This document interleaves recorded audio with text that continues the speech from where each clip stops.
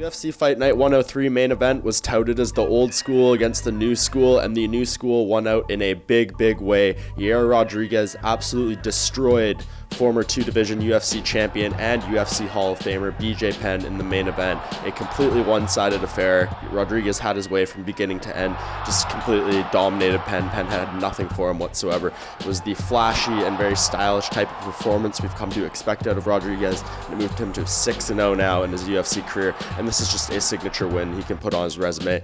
It was very clear from this point, this was not the B.J.Penn of old, the B.J.Penn that was a former two-division champion. Despite everything he did to come in at his very best for this fight, he just did not have anything for Rodriguez, and now we imagine Penn will move on at this point once again, but we're not sure. He did not speak post-fight. As far as Rodriguez, you could say a star was born. He has so much potential, still a very young guy in this featherweight division. There's endless matchups for him. I personally don't think they need to rush him up the rankings too quickly.